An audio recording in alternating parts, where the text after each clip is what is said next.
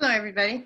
The next panel, it's a panel of professionals in leadership roles. It's called Sound Affiliate Leadership Roles and Responsibility. And we have a group of seasoned leaders from various dynamic global affiliates to share their experience about serving on their affiliate board.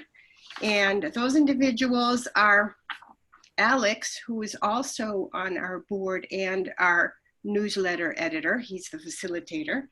And the presenters are Lindsay, Herron, Larisa, Olesova, María, Rocca, and Cynthia, Wiseman. So Alex, if you'd like to begin. Sure, thank you. Y'all can hear me? And let's see. Yes, we can hear you, Alex. Good, and I'm sharing my screen now. Let's see. Okay. Good? Maybe? Still coming up. Good, okay. So we're in a bit of a storm here, so hopefully everything goes well, and I think Larisa is also in a thunderstorm, so bear with us if things go dark a little bit. Let me just start this out. I'll present for a few minutes and we'll talk about kind of theoretical stuff on board leadership, nonprofit organizations. We'll focus a bit on legal responsibilities in the United States, just as a way of saying that the way nonprofits or NGOs are positioned within the world are with as an organization has some kind of responsibilities, and we want to make people aware of those responsibilities. And then we'll go into some practical aspects, looking at Cynthia Wiseman from the United States, Anna from South America, Larisa from Europe, and Lindsay working in from the Asian countries, just to give some kind of global perspective about this. So we'll, I'm struggling with how to, there we go. So what we found in research and in a variety of, a lot of my work on boards is that we get a lot of volunteers that are well-intentioned. They want to do good work and they want to help, but they don't have training or they have limited experience in board work, and generally boards are not providing onboarding or in-depth training. And so sometimes the leader doesn't have a clear understanding. And what we see is that when the leader does have a clear understanding of his or her role, there is a positive impact on the the functioning of the board, and that then impacts the organization and empowers the members to a much greater level. So that's the rationale. If we can understand our role as a board and provide better training, well, then our organizations function better. So we want to think about, one second. What is it? Some things that we'll discuss are what is a board? What does it do? Sorry, I'm bouncing around here. I'm not sure why that is. What are the board of directors, executive board, and how do directors differ from officers? We'll look at some models of board construction, legal responsibilities of the board of directors. That's going to be positioned within the United States. And I think the idea there is that states, federal governments have rules and regulations that we ought to be conscious of since we're running boards, and look at key responsibility of directors, and then we'll move into the panelists, and then we'll have some discussion. So first, thinking about what is a board and what are the board's responsibilities? So fundamentally, this question came up early in my work on a board when one of the directors told me, well, we don't have a board, we have officers, but we were meeting as a unit to determine the organization's operations. And so that was my first point in to see that there's just a lack of understanding of how that works. And so a board determines the missions and purpose. Now, often a board may get insight from its members to figure that out, but the board generally is responsible for developing the missions and purpose. It's supposed to ensure the effective planning. So the board makes sure that all programming, it meets the mission, and the planning processes align with the mission, and then they implement and evaluate those programs. They monitor and strengthen programs. And so again, after planning things, the board is responsible to go back in and make sure that the programs are functioning and that the services that they're offering are effective. They're also supposed to make sure that there's adequate financial resources. And so whether it's getting grants or using the membership fees in a certain kind of way, they have to be fiscally responsible for the organization. Another part of that fiscal responsibility is to protect the assets and to provide financial oversight. And so boards are responsible as a unit to understand what's going on with the money and how it's being used, and control that as a unit. Also, the board is responsible for creating a competent board. So looking at new members, orienting new members, and evaluating membership performance. That's board members' performance. And so one thing that we see is sometimes boards don't evaluate other board members or the board as a whole. And because of that, some kind of incompetence can kind of creep in. And so it's the responsibility of the board to make sure that the board is competent. Another responsibility of the board is to ensure legal and ethical integrity. And so a lot of boards think, well, we're not really accountable to anyone. We run this thing, we run the organization. But as I mentioned earlier, a board as a nonprofit or NGO is accountable to the government. It's accountable in the United States, it's accountable to the federal government, to the state government, and it's to serve the people at large.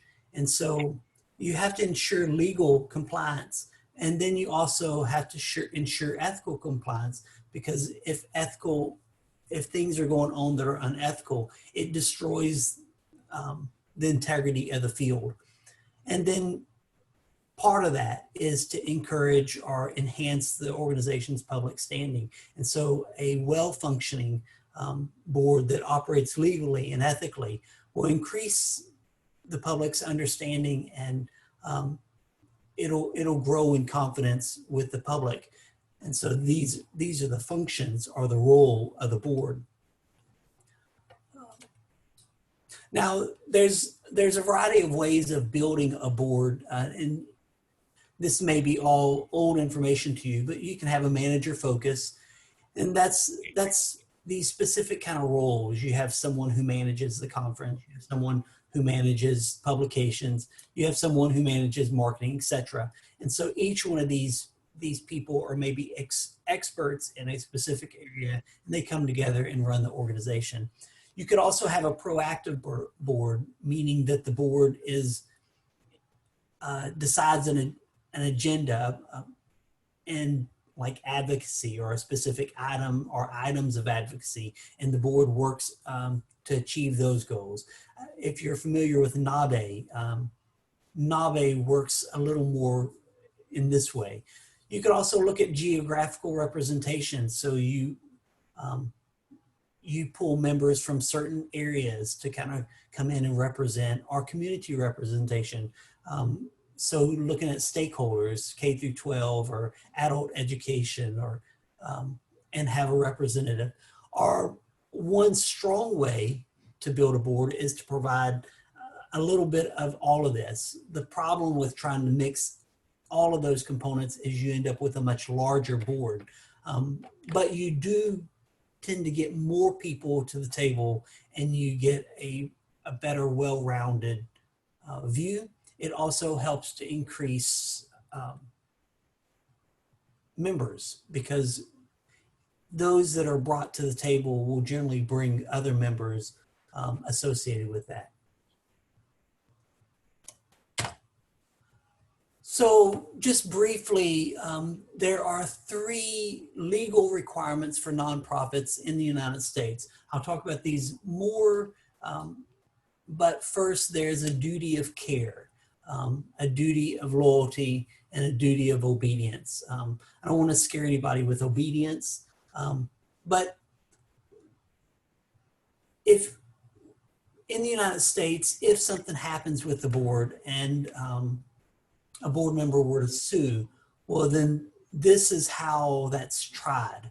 So an entire board and individual board members are held culpable against these 3 requirements. Did the board member exercise care? When they made decisions, when they voted on things in the board, did they do their due diligence in those decisions? Did the board member operate with a duty of loyalty? Was their first interest the organization? And the duty of obedience is, was the director obedient to the organization's mission? We'll talk more about that next. So these fundamental issues, a fundamental value is care. So even if you're outside of the United States, care for the organization should be fundamental. If you're in the leadership, well, then we would hope that you care about the organization, its longevity, and continuance. So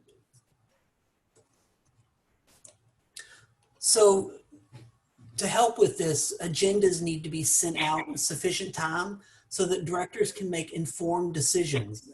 If directors are appearing at a meeting and they're given information at the meeting or just a few days in advance, then they may not have time to research, come armed with questions, and have time to make a decision about what should be done. And so reasonable care wouldn't be given.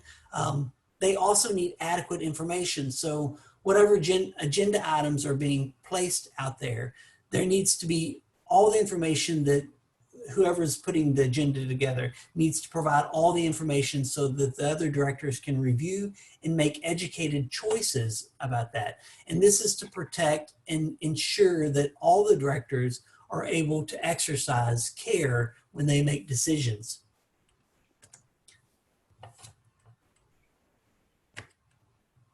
Maybe.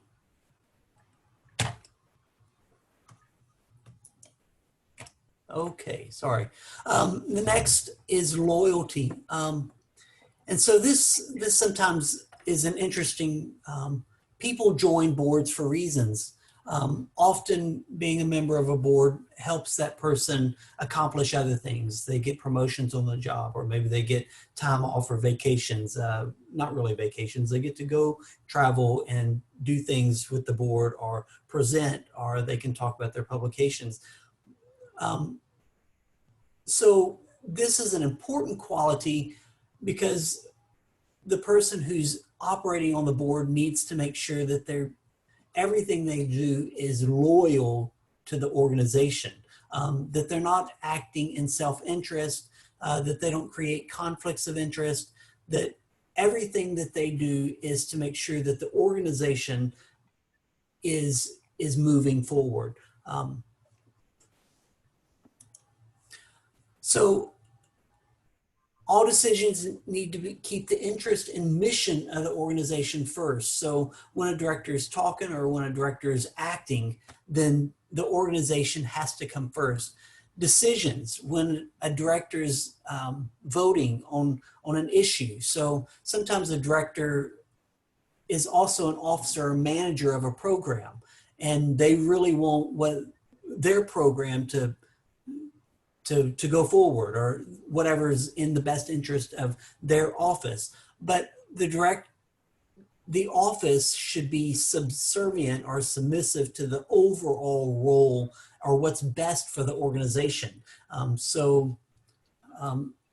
I've been editor on several boards. So sometimes my desire for publications and pushing the publications, that may not be in the best interest of the organization. And so I have to take all the information in and make the best decision for the organization rather than what's best for my office.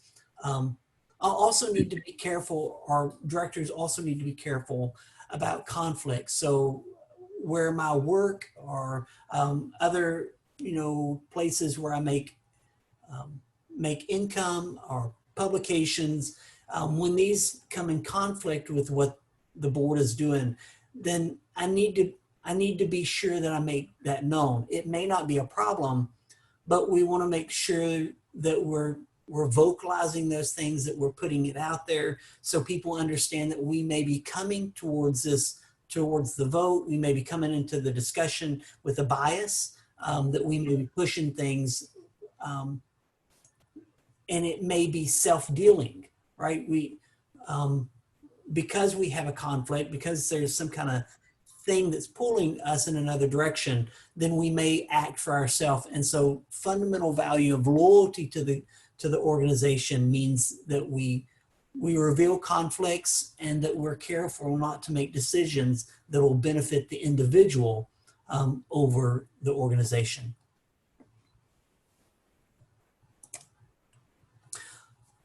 Third fundamental value is obedience. And I should be really careful here to say that obedience is not to a person. So it's wrong perhaps for someone within the organization to kind of say, everyone needs to do what I say. Obedience, that value is to the federal and state government, the laws that run the organization. So the director, as the one that makes the decisions and is culpable for these decisions, needs to understand what the laws of the land, whatever country, whatever nation you're in, need to understand what those laws regarding your nonprofit, what they are, and make sure that you're abiding by those laws. Sometimes that deals with financial reporting, abiding by the mission statement, whatever those are. It's important that you abide by the laws of the land. Second, in the organization of the affiliate, there is a mission that's adopted and submitted generally to federal, state government, or to national government. Anything that operates outside of that is additional. And in the United States, you can lose your nonprofit status for doing things outside of the mission. So everything that happens needs to make sure, the director needs to make sure that the mission is being followed and all programming is related directly to the mission. And then thirdly, obedience deals with following the Constitution, the organization's bylaws or governance documents, whatever they are, so that people are functioning within their role, committees are functioning with their role, the directors are functioning as they're supposed to, elections, nominations, that these are going by the procedures that are lined out in the government's documents. Sometimes the bylaws will not outline all the procedures, and there is a secondary document that is procedural that shows how we've done things or precedents. And so it's important that obedience, the fundamental value of obedience, is followed so that the organization follows its own rules for governance, and that it doesn't just someone doesn't try to do whatever they wish. All of these things really hinge on collaboration. And so there's a fundamental value about how we collaborate and a willingness to collaborate with each other. And boards that don't collaborate, leaders that don't collaborate, they'll fail. And so to do that, we need to establish some clear duties. People need to know what to do. We have to establish clear expectations, when to do it, and how to do what we want them to do. So clear expectations and clear actions. We need to establish clear communicative paths. So how are we communicating with each other? That could be, you know, the means like email or WhatsApp, or there being a consistent path so people know where to look for information. They know how to ask for help, who to ask for help, the history, what's been done in the past, so they can make good decisions. And then we need to embrace consistent evaluation. Evaluations should probably happen quarterly or semi-annually, so that each director is evaluating themselves, saying this is how I'm doing, and this is how I feel the team is moving forward within its goals. And we'll talk more about that again within the key values here. So first, when we think about evaluating and establishing ways of evaluating, we want to determine a mission statement and our vision. And to do that, we need to include stakeholders. We need to think about who our members are, have they shifted, what changes or things are going on within our communities, professionally, as well as just the demographics. That also needs to be done on a program level. So while you look at the organization as a whole, each officer needs to think about specific measures and goals that they want to accomplish.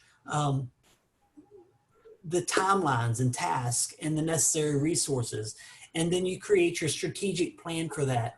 The mission and values vision statement, generally, you do this every 3 to 5 years. If you do it every year, it gets to be too much. Maybe you're shifting gears too frequently.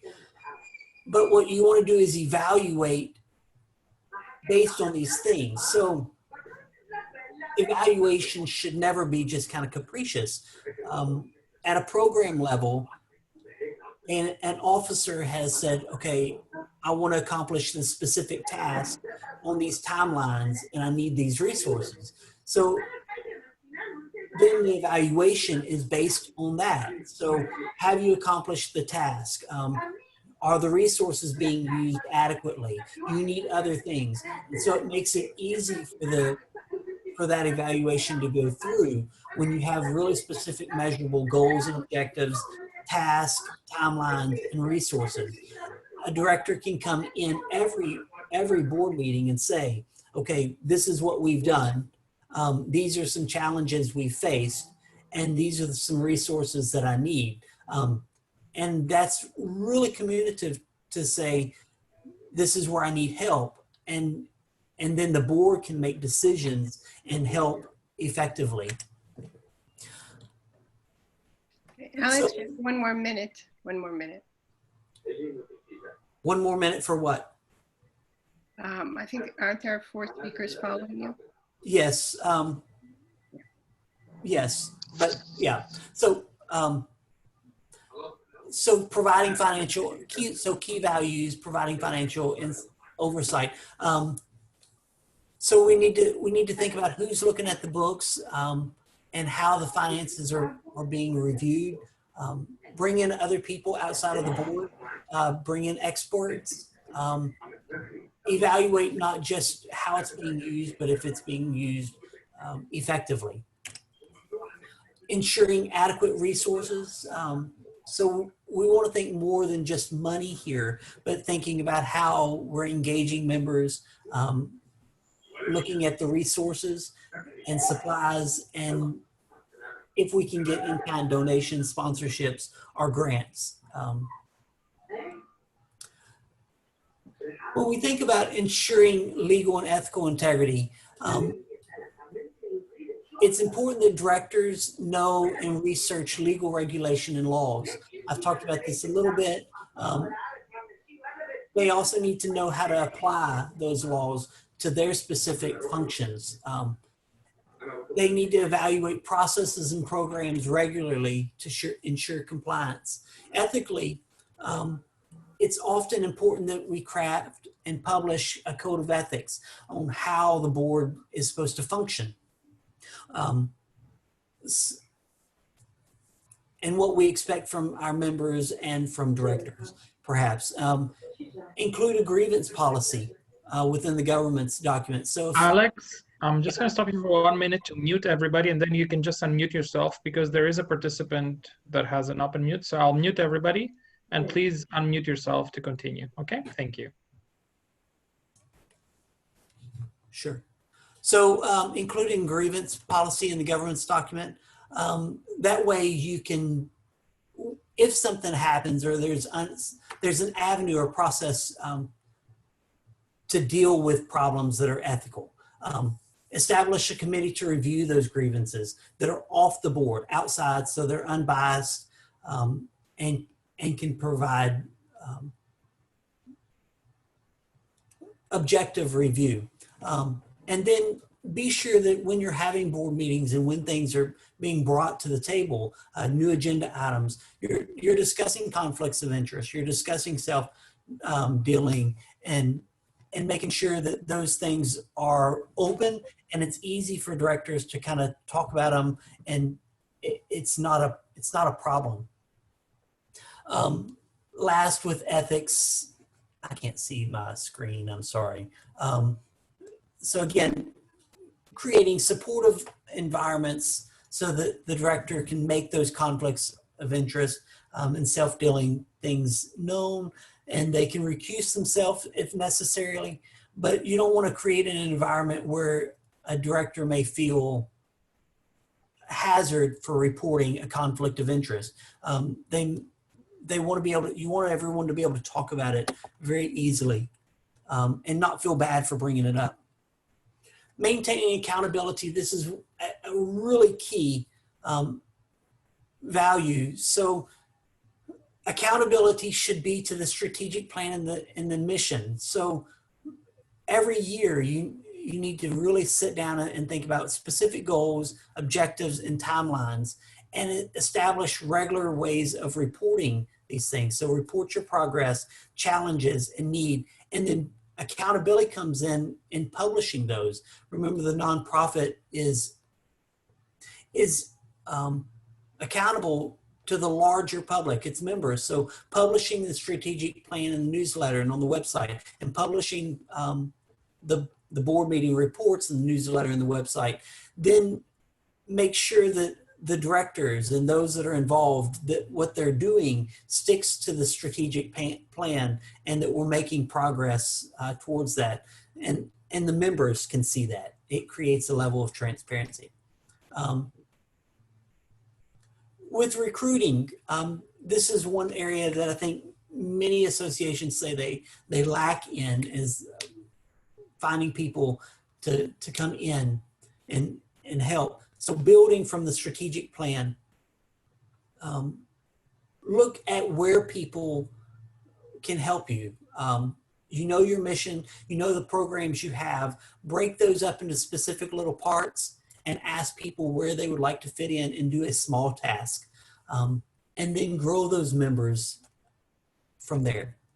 Okay, so I've finished my part. I think it's the longest part.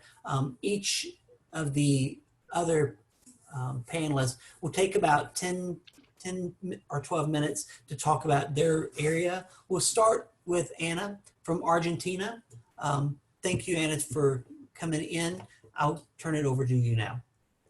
Thank you, Alex. Well, as Alex said, I'm from Argentina, TESOL, and I'm going to talk just a little about it, and I'm going to try to be as fast as I can. Argentina TESOL, TESOL, was founded in 1987, and its mission is to improve the quality and value of professionalism in English language teaching in Argentina, and to increase the quality and expertise in classroom practice, research, teaching materials design, and professional development. Next, please, Alex.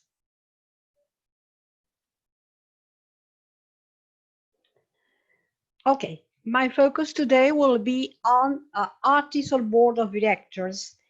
And I'm going to talk about the board governance and constitution structure. As you can see, our TESOL board is formed by 14 people: the president, first vice president, second vice president, secretary, treasurer, 7 board members, out of which 5 are standing members with vote and 2 are substitute members who vote only if one of the standing members is absent or cannot vote. And then the supervisory body, who is in charge of the financial questions, and the advisory committee. As for the term of office, according to our TESOL's bylaws, it is president and vice presidents have 4 years of term each. Then the secretary, treasurer, the 7 board members, supervisory committee body, have 2 years, and the advisory committee has no deadline. This, as you can see, can constitute a challenge, maybe 2 challenges, 2 important challenges: lack of volunteers to cover positions and declining commitment. And I'm going to explain why, please. Next. Next, Alice, please. Yes. Thank you. Okay, I'm going to focus on board, on executive. No, the other one. The other one, please. The previous one. The one about the executive board. Okay. No, the other one. Sorry. The previous one. No matter if you have it below it, I can manage.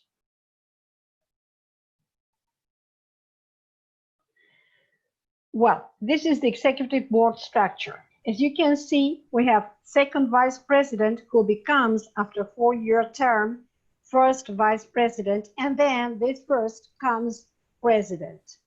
By the time the first vice president has concluded his position, he becomes president. He's been on an executive position for 8 years. And if he becomes president and completes his term, he would have been for 18 years on an executive position. This is really a problem. Argentina TESOL tried to change our TESOL bylaws, but it is not at all easy in Argentina to Argentine regulations. And the consequence of this was a lack of volunteers to cover positions, mainly, believe it or not, presidential positions. Because if you can complete the whole structure of executive board, you are 12 years on an executive position. Many solutions we tried to find many solutions to cover positions to solve this problem. For instance, communication with the ELT communities in Argentina through direct contact with specialists in different ELT areas or in administration areas, direct invitations to specialists to cover positions on the board, especially on the executive board, invitations through social media, and also connections with universities and other educational institutions, as well as ELT associations. Next, please, Alex. Now, as for the TESOL board members, as I said before, there are 7. 5 are standing members and 2 are substitute members. Every member is elected every 2 years, and they can be re-elected consecutively. Board members' work, on the other hand, is not clearly specified in our TESOL bylaws. And this was a problem, actually. So, since it was a serious problem, 13 years ago, the board decided to create an internal rules of procedure. This internal rules of procedure is not within the bylaws, and it is not actually a very legal document. but it indicates the responsibilities of board members, and board members, before starting their term of service, have to accept and sign this document, except for the secretary, treasurer, and supervisory committee members, because their roles and their responsibilities are clearly stated in the bylaws. This internal rules of procedure document is registered in our TESOL books. It is also revised every year at the annual meeting. And the acceptance of internal rules and procedure gives way to discussion of members' possibilities of focusing on those areas of expertise that they have.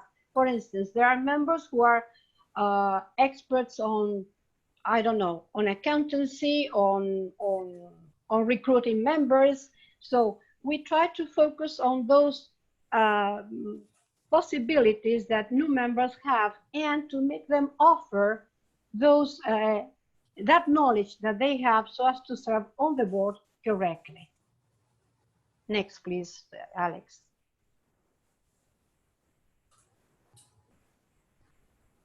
Well, this was more or less a negative aspect from the association. A negative aspect in the sense that it is a problem. And that problem tried to be, the board tried to solve that problem, however, by creating this document. Now, I'm going to focus on the vision that our TESOL has on the board's role.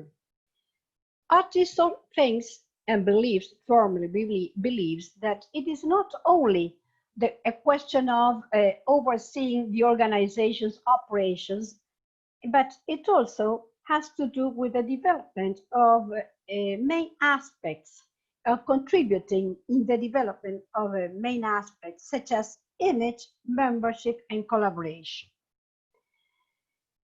We really, I say we because I am part of our TESOL in the sense that I'm also a member. And in this sense, we have worked very, very hard for many, many years, since very long. As for image, our TESOL has always worked on a federal strategic plan, allowing for constant updating knowledge through permanent network between local professionals and those from other countries. In this respect, it was decided long ago that conventions would be held in different provinces of Argentina. Argentina is a very big country with many regions, and people are spread all over the country. But in general, we have most of the people living in Buenos Aires. And the headquarters of Argentina TESOL are in Buenos Aires. So, holding conventions in the interior of a country gave the organization a federal feature, because teachers from different regions in the country became acquainted with Argentina TESOL and its mission and vision. And the result of all this was strengthening of the organization by bringing about permanent and collaboration among associations, and also bringing about another aspect which was very important for our TESOL, its visibility in almost every region of Argentina. Next, please, Alex. As for our TESOL's membership, which is also an issue, as we know, it is very difficult to deal with membership in good standing.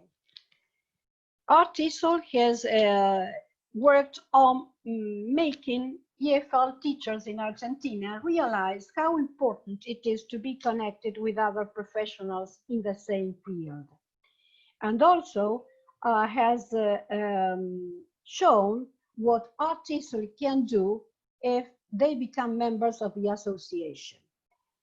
These membership benefits, yes, are periodically reviewed. And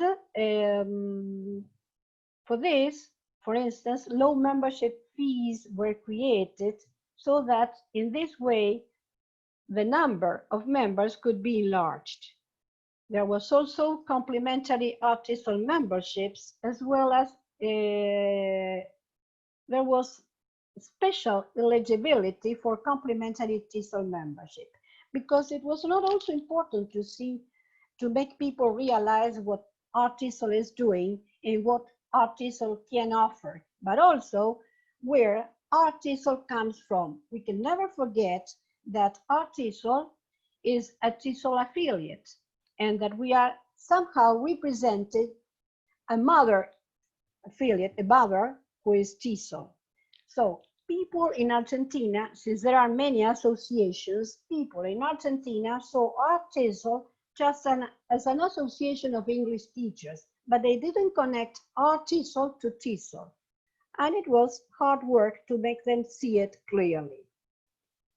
The other aspect that the board has working hard on is the collaboration or collaborative work with other associations. In this respect, TESOL receives and provides advice and service on different professional and administration issues from different associations, for instance, ELT associations, from educational institutions. Also, TESOL participates in other associations' events. And many times, Argentina TESOL has been requested to provide documents where Argentina TESOL recognizes that that event organized by another association is very, very important for the community. The last agreement that Argentina TESOL has signed was last year. It was a 4-year agreement signed between TESOL and a university in the northeast of Argentina. The agreement has to do with developing a joint work of cultural, academic, technological, and of service collaboration and reciprocal assistance. This actually was quite an issue, because it is not easy to engage national universities or private universities to join associations, ELT associations. This was really great, and we hope to have good work and joint work in the near future. Well, I tried to be as fast as I could. Sorry if I couldn't speak very well, but I have a sore throat today, unfortunately. Thank you very much for listening to me. I'm going to post TESOL's website on the chat box, and also, yes, website, Facebook, and all the sites that may be needed. Thank you.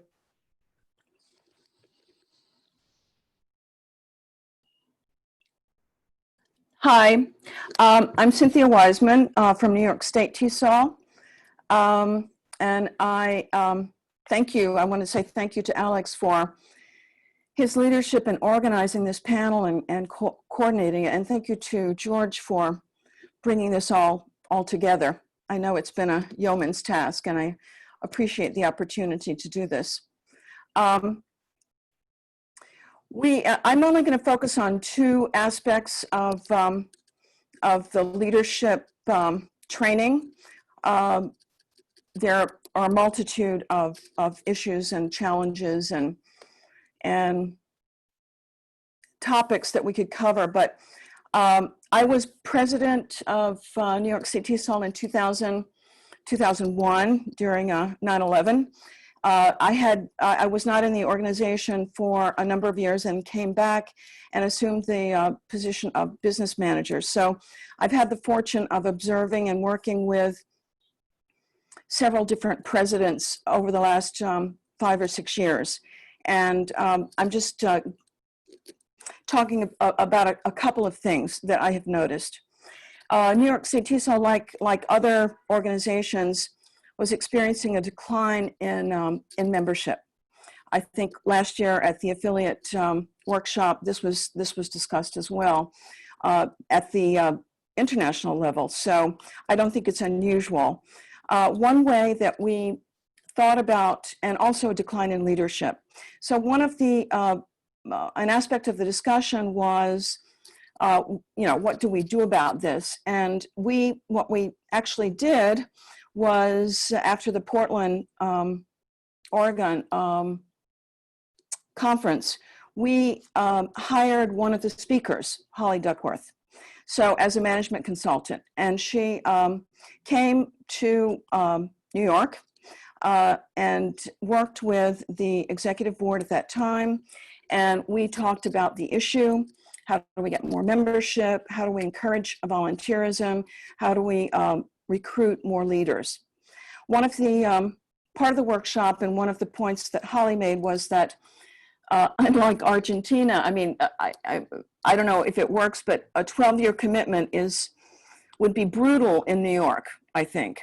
And one of the recommendations that Holly Duckworth made was that you really have to become more lean in order to be an agile organization. So we had formerly like a 14-member executive board with the 3 officers, but her recommendation was to examine what we were doing as an organization and what are the main areas that we need to address, and how can we actually reduce the board, the number of people on the board. Because if people know, if there's a smaller organization, the executive committee can then react and kind of focus their energies in a much more facile manner. And also we made sure that we wanted to make sure that we defined the roles and responsibilities, and that we limited the tenure to a 2-year period, 2-year term. So those were the leading variables, the guiding variables in our reorganization. We formed a transitional advisory committee that was comprised of the current president and president-elect at that time, and a couple of former presidents who worked on the planning of the board based on what we had done in the past and an assessment of the needs of the organization and issues facing our profession as a whole. So that turned out to be quite, I mean, it's not painless, but I think that it was, we were successful in creating a new organizational structure. And you can see this on the slide here. We now have 3 officers, and we have 7 vice presidents. So we changed the name of, like co-chair and chair of these various committees to vice president, which is another, we wanted to go further to professionalize our, TESOL, and also to give people the opportunity of assuming those roles, those professional roles, and that would, give them experience, like professional experience, and something, to put on their resume, and also hopefully to, with assuming a position of vice president, give those executive board members more power, to empower them. So we had a reduced EB, and there are 7 vice presidents. You can see that we changed its annual conference with an annual conference elect, VP of Finance, Communication, Outreach, Membership, and Advocacy. We have, this was amended by, we amended the Constitution and the bylaws to include these new positions. We did not, and to a certain extent in the Constitution and bylaws, what the description of the roles. But the Constitution and bylaws are more focused on terms of tenure, elections, those kinds of things. In order to more clearly define the job description and responsibilities for each position, we decided to create an operations manual, which is still a work in progress. That's still ongoing. That does not have to be, however, approved by the membership. so we don't need a referendum on that, but we're trying to continue to work on that to define what the goals are. Alex, could you go to the next slide? Oh, so yes, that's it, agility and continuity. So the other observation that I have, I mean, I think that the new organizational structure provides for agility, that the organization can respond to issues whenever they come up, like the COVID or advocacy issues that are coming up. It's communication is facilitated when you have fewer people. There seem to be less, back and forth when there are decisions for action to be taken. This is one, definitely a plus. I think one of the challenges in implementing certainly changes in organizational structure, but also implementing in continuing that from year to year is the challenge of continuity. So with a new leadership, a new president takes the role each year, and with the new leader, oftentimes there come changes in practices and procedures that may seem minor, but they can throw a kink into follow-up in projects or particularly long-term projects that have been identified by the prior executive board. It can also, if leaders have a particular pet project, then sometimes the organization can switch to embrace that project or implement that project with and the prior projects are kind of left aside. I can give you the example of that. Holly Duckworth provided us with a business plan, which was actually fabulous. And we actually presented that at the affiliate workshop about 3 years ago. Christine Kuhn was very excited about it. And it's a valuable instrument helping the executive committee members focus on like 3 goals and then a plan for how to implement those goals. We used it the first year and spent a great deal of time in our executive board meetings and in the training with Holly Duckworth in creating a business plan. And the next year, we also followed up with that to some extent. But in the years since then, we haven't looked at the business plan. So I think that, or haven't used it.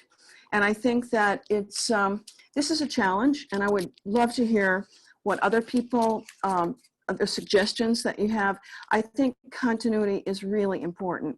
And of course, we rely on the Constitution and bylaws to provide that continuity with some structure, but the everyday practice of, everyday policies and practices, procedures and practices that are, that the executive board engages in are oftentimes need some support. So we don't waste time in establishing and getting used to new policies and practices, that we have a core set of practices that we follow. So thank you very much. Again, I'm sorry that I don't have more, but these are the 2 main issues. I mean, the 2 main aspects of leadership and leadership training that I chose to focus on. Oh, and this is near Nice TESOL's 50th anniversary. Please go to our Facebook page and please stay tuned. We're having a virtual conference in November, and try to come. Thank you.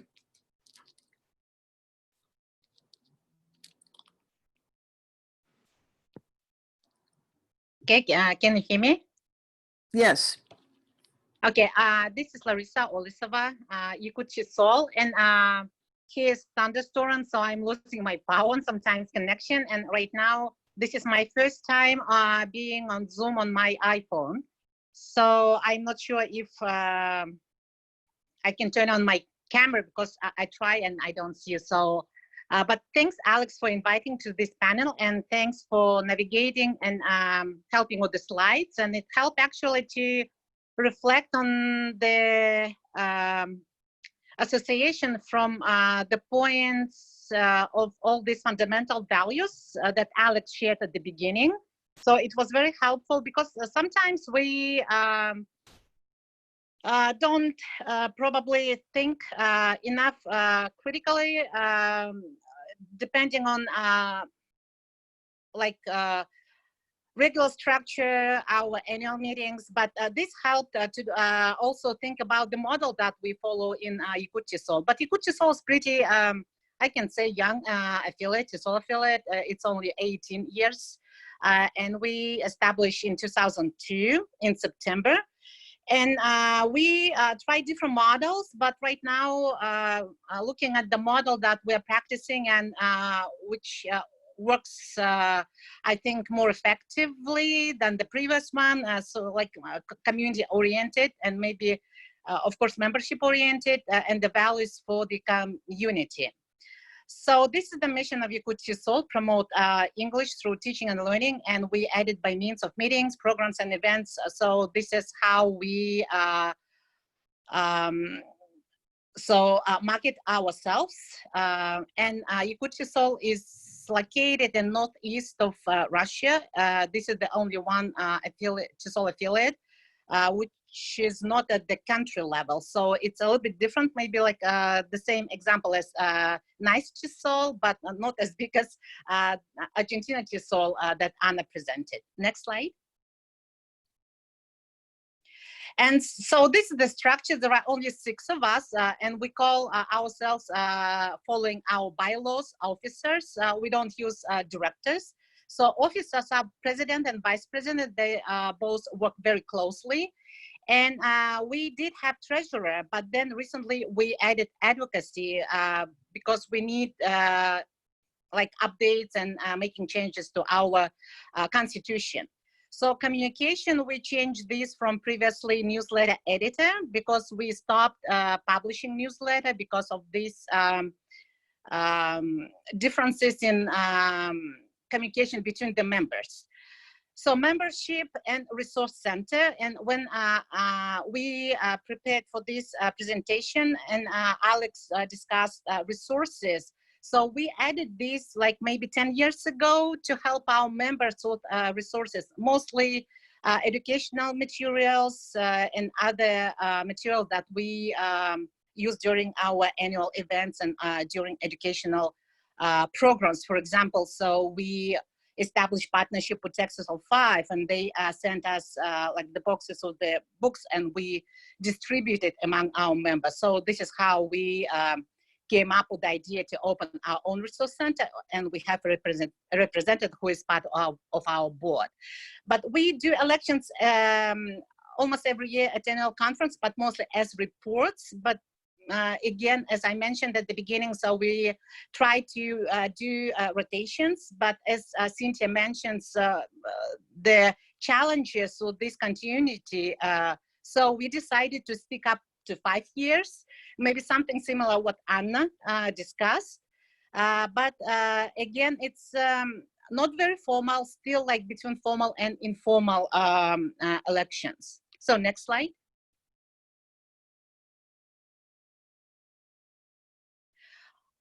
Okay, so this is how so duties that we have in our bylaws, in our constitution. On the decision making, the president is in charge of running meetings, appointing different committees if needed, and vice president is assisting president and also executing different businesses. Advocacy is more advocating for the affiliate at different levels, mostly at the local and sometimes also at the international level.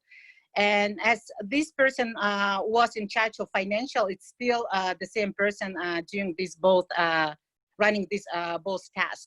Communication, now instead of publishing newsletter, so all the news and updates are going through different media like social media, Facebook page, listserv, and recently we added WhatsApp group. Membership promotes membership, and resource center, as I explained, is in charge of different materials. So we review mission and vision almost every year, depending on the annual conferences themes and also the needs of the community, because time changes, generation changes, devices changes. So we when we look like, sometimes we try to look at 3 years ahead of time, but I think it's sometimes difficult to follow. So we stick at annual needs for a mission and vision. Financial report is not an issue, big issue, because mostly finances come from grants, and they're very transparent, and we have to report and present this report at annual conference for our members. So strategic planning usually discussed at business meetings, and again, it's mostly depends on these informal decisions based on the needs and feedback from our members who attend annual conferences. But membership is the maximum that we reached was 350 members, but the total number of teachers in our area, it's between 1,200 up to maximum, I think, 1,500. So next. So we do have an executive committee which runs for 2 years and supervises and controls the affiliate. And this includes past president, and I was the president for 4 years in 2002, 2006, and now I'm past president. And I work with interest groups representatives, and we have 4 groups. So higher education, 2 groups for secondary schools, and 1 group for technical schools. And also we include 6 members every year at annual conferences elected, and also including our chapter's representatives. So we do have 3 and trying to keep it active. So next slide. So we follow for this legal aspects, we follow the Russian Federation laws and also our area, Republic Sakha-Yakutia, this is how we call it. So we registered the association in our area, and we are tax exempt, but we have to report on our taxes, even if it's 0. So the challenges I pointed out, legal changes in constitution, and constitution we can change only once in 5 years. That's why, so we keep our board active during 5 years. And if then they can reside, so they have this opportunity too. So next. So collaboration is a big aspect that helping association grow up. The board and executive committee, they meet regularly. Communication, resource center membership officers and interest group representatives, they also have the right to meet and also use the mentoring approaches when they work with volunteers. This is what Alex mentioned. So give and start from a low level, and this is what's happening. And thanks Nikki Ashcraft, who did the webinar on working with volunteers. So we use all the tips and recommendations. So establishing all these relations with volunteers, and so how in this way, so associations growing up. So we also work with other organizations. Next slide. So this is the list, and the last one. So this is for volunteer duties when they join for mentoring program, but it's a very informal program. If they want to work, they work with communication officer, or they work with resource center. So not only one person can work, so anyone, so up to 5-10 people. So then they decide whether they want to move up or stay the same position. So that's it.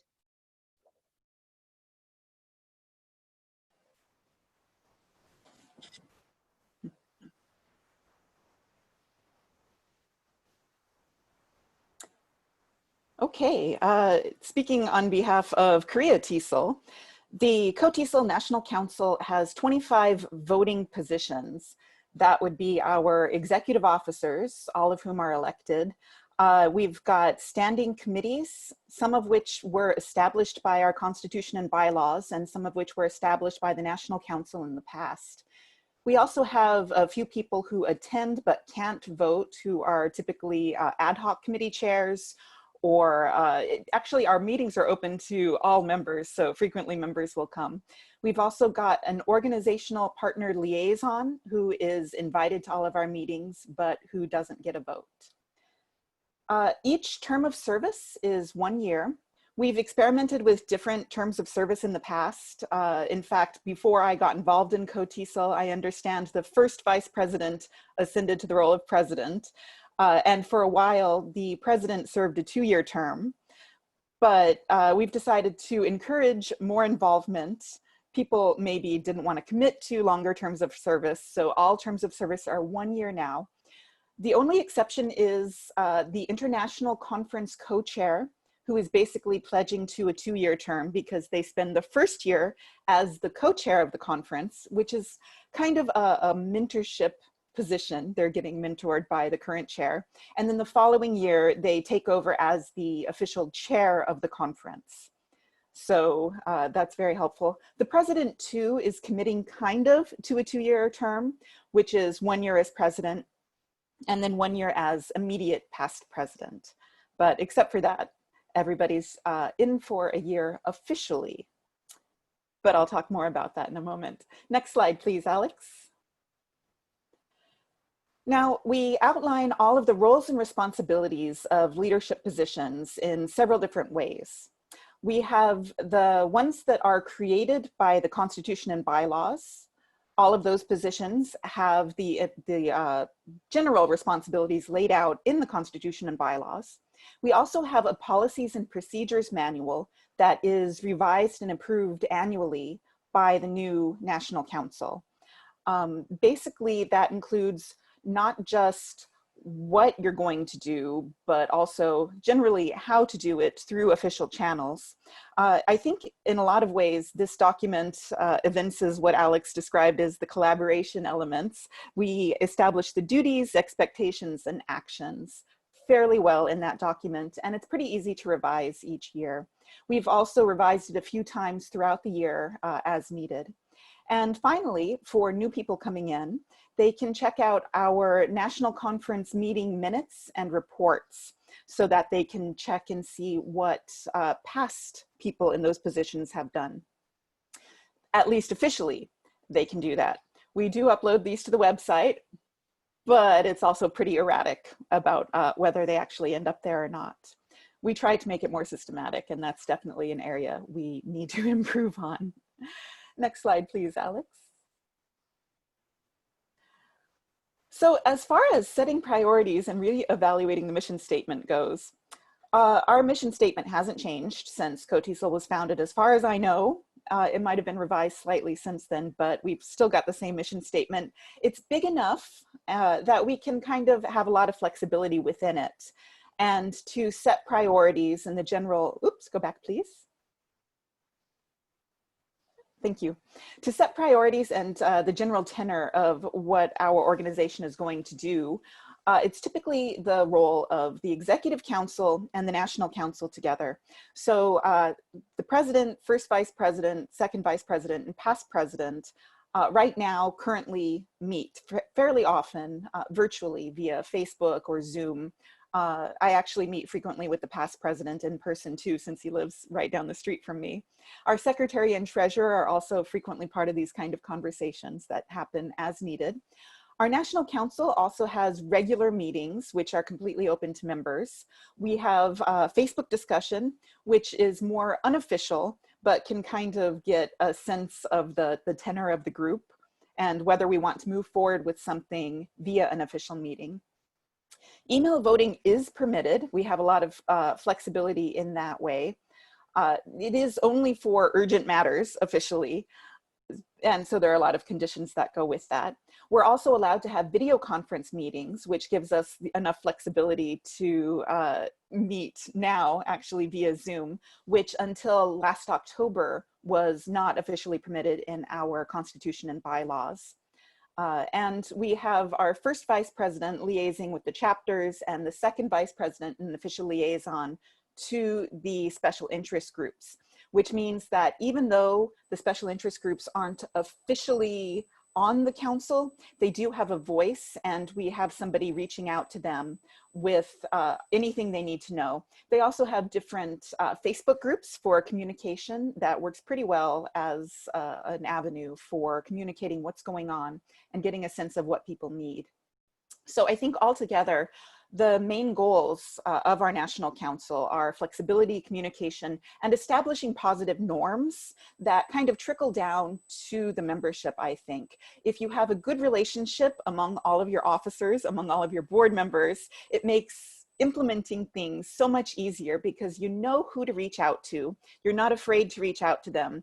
And we have really nice communication that allows us to implement new ideas and react to things as needed. All right, next slide, please, Alex. We also, we don't really have strategic planning. I mean, in a systematic way, but we do try to set priorities and brainstorm new ideas and projects through what we are now calling our Team Building and Connections Day, the TBCD. This used to be the leadership retreat, but we thought that might be a little bit daunting to people who weren't official leaders in the chapters. Instead, we've opened it to everybody.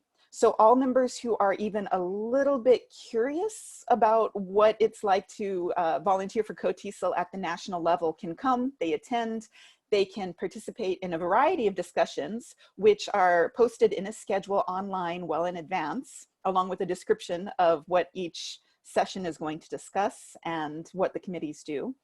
People can come, they get lunch, they get to meet each other. We have some team building icebreakers.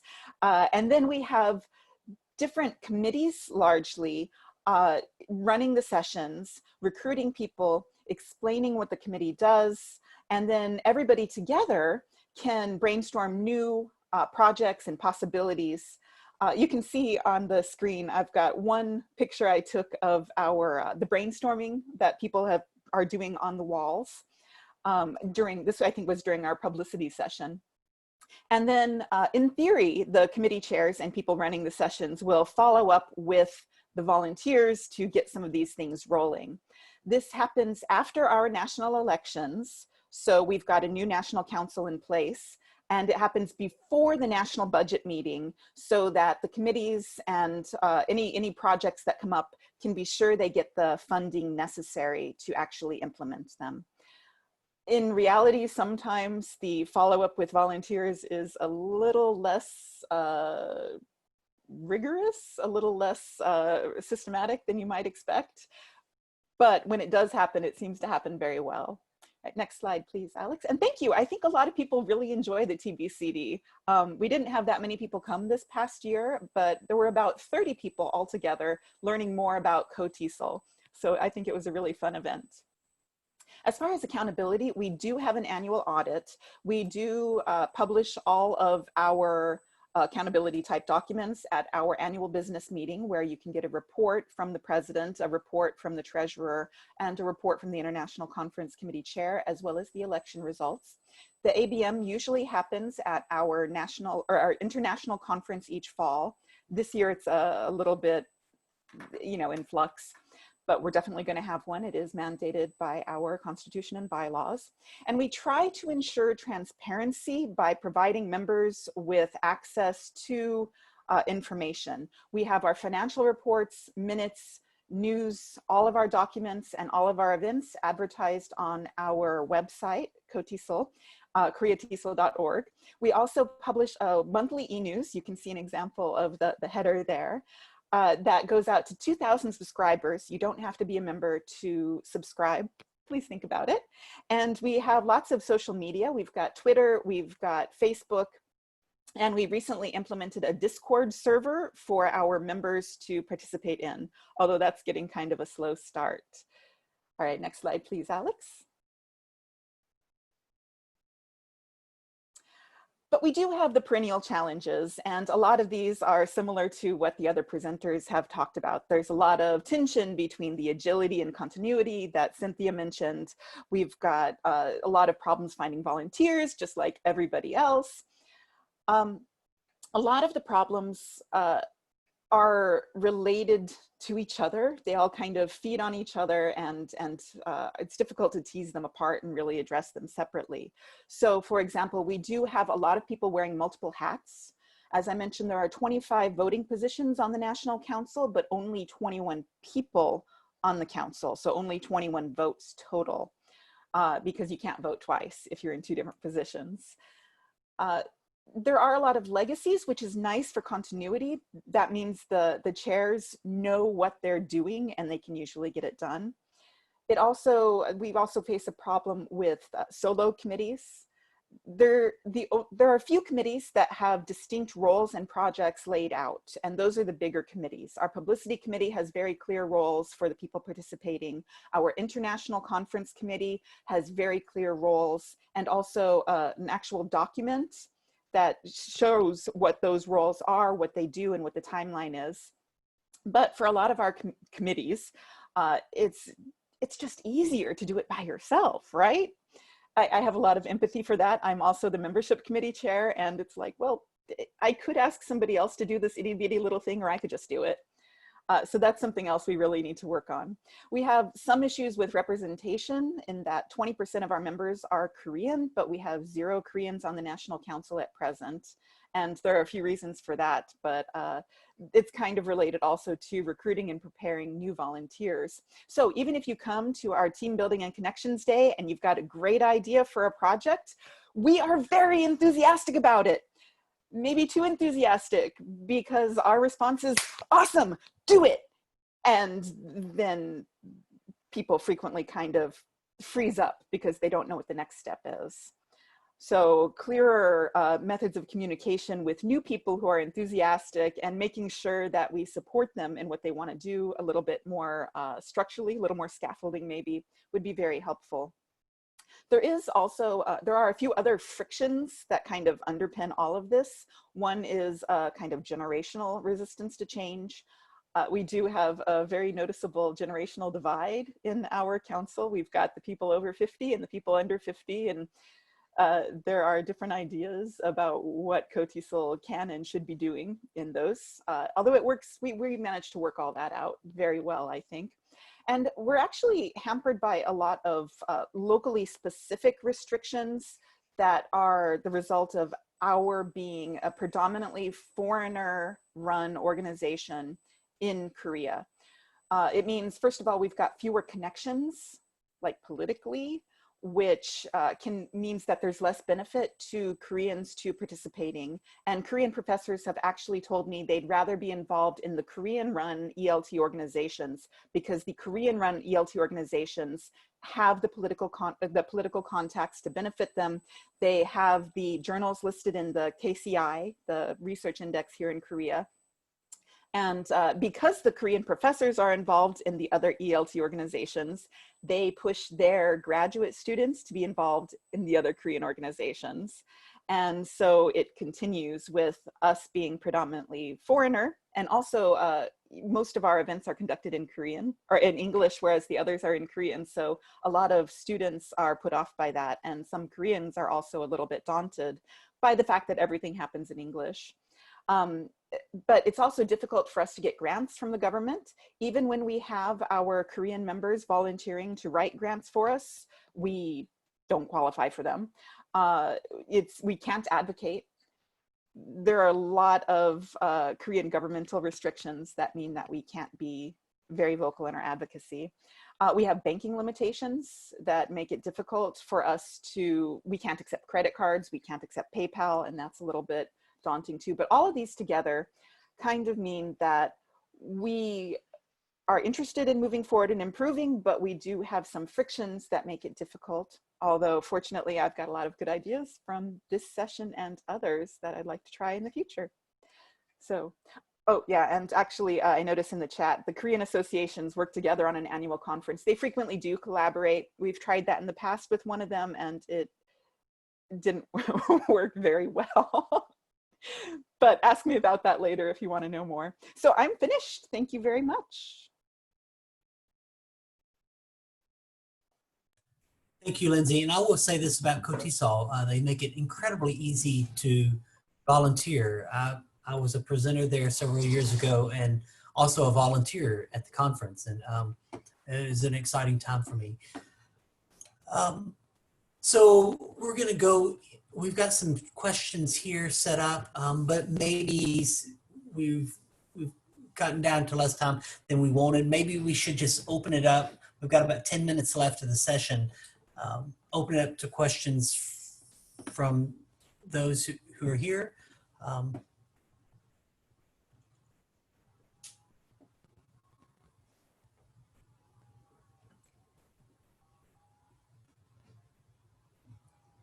If you have a question, if you could put it out in the chat box. And George or somebody else, if you could help me with this, that could be beneficial.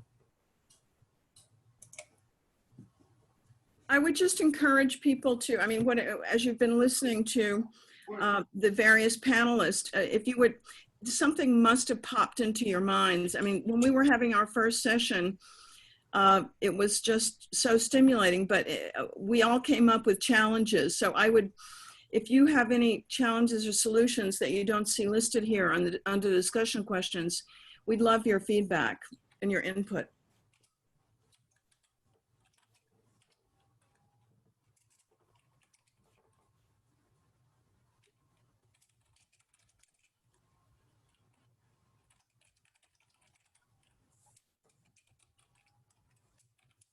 So Alex, I don't see any question, or I was following the chat. I don't see any question that has not been answered.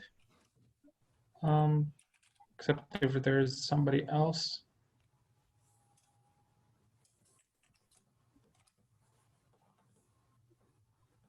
Okay.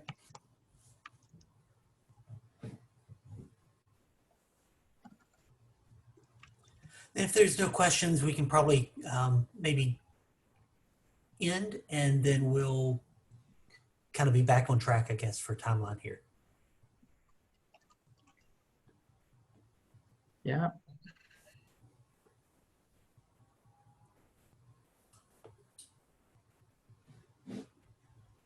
Once again, thank you so much, Alex and George and Lindsay, Anna, and Larisa. Thank you. I think y'all appreciate all the work y'all put into this. Alex, there is one question that Miriam put from TESOL Morocco. What is one common thing in most bylaws that you think should not be included in new or in the making bylaws of teacher associations? One thing you should not include. Well, I haven't studied a whole lot of the association bylaws. Last year when we went through as many of the United States affiliates looking for bylaws, and a lot of them weren't posted. So it's difficult to know. I think the bylaws should be loose. So I guess the idea is create a nibble, fairly lean document, and then use your governance manual or procedural manual to spell things out, because it may be easier to change the procedures, whereas the governance, the bylaws can be less complicated. Cynthia, you're a business manager, you have a comment about that? No, I think I think you want in the bylaws and the Constitution the bare bones structure of the organization, and as I think Deborah Healy was saying in the chat, minimize your bylaws and instead use a policy manual. So we're in the process of doing that. The operations manual, we called it, but that's where it gets down and dirty. I think that one of the things, the nitty gritty of what you have to do, one of the challenges, I think our Constitution was drafted and approved in 1979. So it was a little outdated. And I do think that, I'm not quite sure. I mean, I think in one of the presentations you were saying, or maybe that was Alex, it was you, every 5 years, but I mean, it's a very onerous, you know, process to change the bylaws and constitution. So whatever it is that is there that serves as the skeletal framework should be something that can, you know, transcend time, that you don't need to actually change every 5 years. But, you know, I don't know. I think the operations manual is probably key. So I think, you know, bylaws probably have to go, the members have to vote on the bylaws, right? Yes. So getting everyone or getting a quorum to vote or weigh in on the bylaws is just, it's just difficult. Right. But the policy and procedures, those don't require that. Right. Yeah, and if I can just add to that, Alex, knowing from TESOL Greece and other associations I've been involved, and as Cynthia was saying, these bylaws at some point were, especially if the associations were really old, they were done in the 70s, in the 80s, or in the 90s, it's extremely difficult to change them because, you know, if they're nonprofits, if they're registered businesses or whatever model you have in different countries, you need like quorums like 70%, 80% of the members. And this nowadays, it's impossible to get a quorum of that sense and change one sentence or two. So I do agree, as Deborah said on the chat, that make them short and then have standing rules or a policy manual, something that it's a working document and you can change. That could be a good solution for newly established associations. Back to Miriam's comment. Any other questions, Alex, you saw? I haven't seen any others. All right. Okay. Great. Efficacy. So here, Ching Chong has said most of the questions about efficacy of operation, but she didn't see any questions about diversity or inclusion being addressed. What is the diversity profile of the association? Should there be a self-study template? So I think this is getting to what Lindsay had talked about. They're a Korean association, but they don't have any Koreans that are voting. And that's something, there's reasons for that. And so perhaps that's somewhat of what I talked about, you know, with structure, looking at how you're structuring things and why you're structuring your board in certain kinds of ways. Looking at the communities, are you bringing people in from certain communities to give them voice? Are you bringing in managers to kind of be experts in certain areas? So I think if you want to create diversity and you want to have diversity, there are ways to go about doing that. You can also see different models though, Alex, sorry, just to comment that in different countries, like in Korea, you have nobody on the National Council. In, I know from TESOL in Saudi Arabia, there's no Saudi representation, or there's one after a lot of years. But there are other examples, let's say in TESOL Greece, there's like, it rarely is that there's an expat in their board of directors. So you have to see it from multiple perspectives. And maybe this is something that we can do at another session. So we can have a dedicated session about, you know, representation and all that in different associations around the world. Sure, I think, you know, I think it was yesterday or this morning, Text TESOL 5 talked about, you know, different representation on their board, and that may be more the stakeholders having a heavy concentration of K through 12 rather than professors, or having a higher ed concentration, and you start losing voices in your stakeholders. So that diversity cuts a lot of different ways and can be important.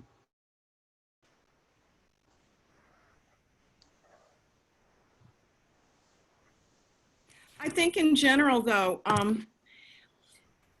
the diversity and inclusion as values in the organization are not, they could be part of like the general mission statement.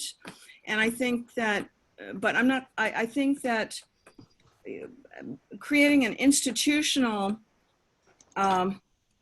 structure that supports that would probably be along the lines of, you know, a standing committee or a subcommittee or an ad hoc committee, something that is advisory, but, can advise the board to implement certain practices. I don't know. I'm not sure about that, but I would think that if you put in writing that you had to have, we did have quotas. It was practice to have people from different regions and also different special interest groups to be represented on the board. But it was a practice. It wasn't actually a part of the Constitution or the bylaws.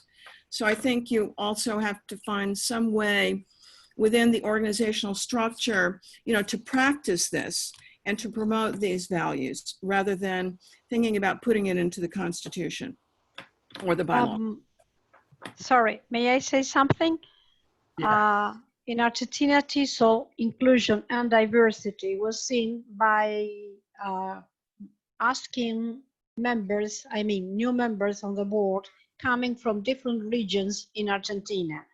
We have different profiles depending on the region. So when you have different board members coming from different parts of the country, you see that diversity present in the board, on the board. And also the inclusion. They felt included, not only they privately, but the province or the city or the institution they belong to.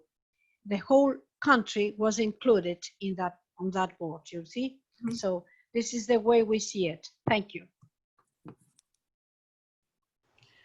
Great. Thank you very much, everybody. Thank you for this international panel. Thank you, Lindsay, Alex, Anna, Larisa, Cynthia. Thank you, everybody, for doing this and for the coordination. And thanks, Lindsay, for being here from Korea and everybody. So I think that's a very good pass for our next session, which is going to be about diversity.